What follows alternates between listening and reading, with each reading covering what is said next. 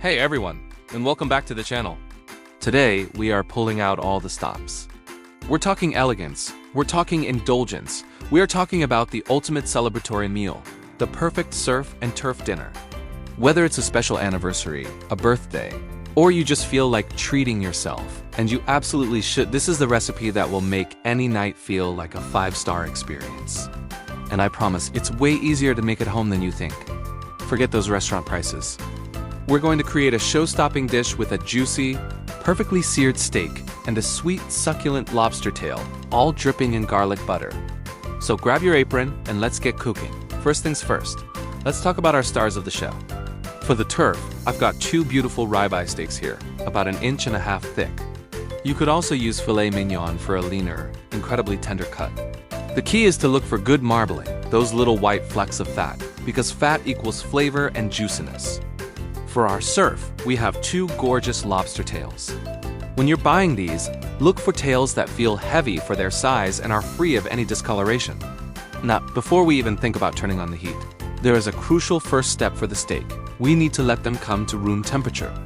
Take your steaks out of the fridge at least 30 minutes, maybe even an hour before you plan to cook them. This helps them cook more evenly, ensuring you don't end up with a cold center. While they're resting, let's pat them completely dry with a paper towel.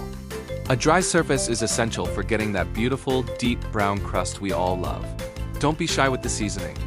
We're going to season them generously on all sides with kosher salt and freshly ground black pepper. Really press it into the meat. Now let's prep our lobster tails. This part might seem intimidating, but it's super simple. You'll need a good pair of kitchen shears. We're going to cut right down the center of the top shell, starting from the thick end and stopping just before the tail fin. Be careful to only cut through the shell, not the meat underneath. Once you've made that cut, gently use your fingers to pry the shell open. Then, slide your thumb under the meat, carefully separating it from the bottom shell, but leave the very end attached to the tail fin. This little trick keeps it all connected. Now, lift that beautiful piece of lobster meat up and rest it right on top of the shell you just cut. This butterfly technique not only looks amazing, but also helps the lobster cook evenly. We'll do the same for the second tail. Perfect. Now they're ready for their close-up. Let's prepare the simple but delicious marinade for the lobster. In a small bowl, we'll melt 2 tablespoons of butter. To that, we'll add 1 minced garlic clove, a teaspoon of fresh lemon juice for a bit of brightness, and a pinch of salt. I also like to add a little sprinkle of paprika, mainly for that lovely reddish color it imparts. Give that a good mix. Now, take a pastry brush and gently brush this beautiful garlic butter mixture all over the exposed lobster meat. Make sure to get it into all the little crevices. We'll set these aside for a moment while we focus on the steak. Alright, it's time to cook the steak. The secret to a restaurant-quality sear is a screaming hot pan. I'm using a cast iron skillet, which is fantastic for retaining heat. Place your skillet over high heat and let it get really hot. You should see little wisps of smoke. Add 2 tablespoons of olive oil. Once the oil is shimmering, carefully place your seasoned steaks in the pan, laying them away from you to avoid any splatter, and listen to that sizzle. That's the sound of deliciousness. Do not touch them. Let them sear undisturbed for about 3 to 4 minutes per side for a perfect medium rare. The exact time will depend on the thickness of your steak, so have a meat thermometer handy if you want to be precise. After about 3 or 4 minutes, let's take a peek. Look at that gorgeous deep brown crust. That's exactly what we want. Now flip the steaks over. Once you've flipped them, it's time to add our flavor bombs. We're going to add 2 tablespoons of butter, 2 smashed garlic cloves, and a few sprigs of fresh thyme or rosemary right into the pan. As the butter melts and starts to foam, carefully tilt the pan towards you and use a large spoon to continuously baste the steaks with that fragrant, herby, garlicky butter. This step adds an incredible layer of flavor and helps keep the steaks incredibly moist. Keep spooning that liquid gold over the top for a minute or 2. For medium rare, we're looking for an internal temperature of about 130 to 135 degrees Fahrenheit. Once they're done, immediately remove them from the pan and place them on a cutting board to rest. This is non-negotiable. Resting allows the juices to redistribute throughout the meat, ensuring every single bite is tender and juicy. Let them rest for at least 10 minutes. While our steaks are resting, it's time for the surf to meet the heat. You can either wipe out your skillet or use a separate one. We're going to cook the lobster tails under the broiler.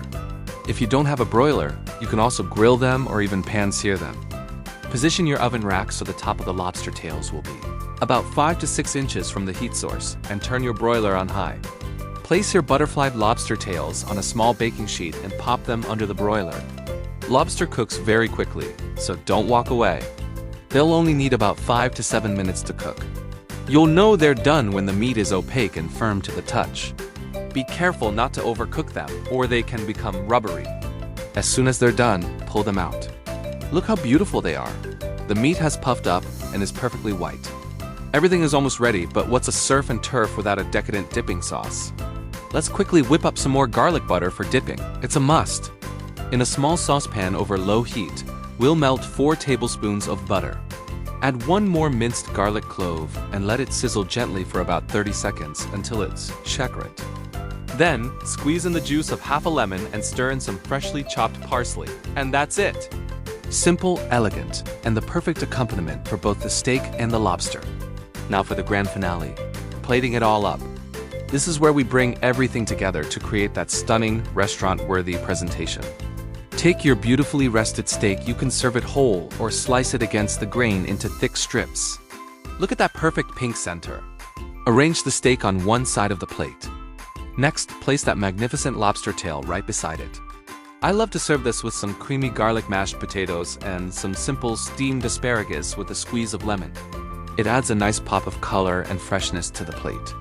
Finally, don't forget to drizzle a little of that pan-dripping butter from the steak over the top, and serve our luscious garlic butter dipping sauce in a small ramekin on the side. And there you have it. A truly spectacular homemade surf and turf dinner that is guaranteed to impress anyone and everyone. The steak is perfectly cooked, juicy, and packed with flavor from that butter baste. The lobster is sweet, tender, and just melts in your mouth. Dipping a piece of each into that extra garlic butter. It's pure bliss. You've just created a meal that's not just food, but an experience. It's proof that you don't need to go out to have an unforgettable dining adventure. Thank you so much for joining me in the kitchen today. I hope this inspires you to tackle your own surf and turf dinner. If you enjoyed this video and want to see more recipes that make you feel like a culinary hero, please give it a thumbs up and don't forget to hit that subscribe button and ring the bell so you never miss a new video. Let me know in the comments if you give this a try. Happy cooking, and I'll see you in the next one.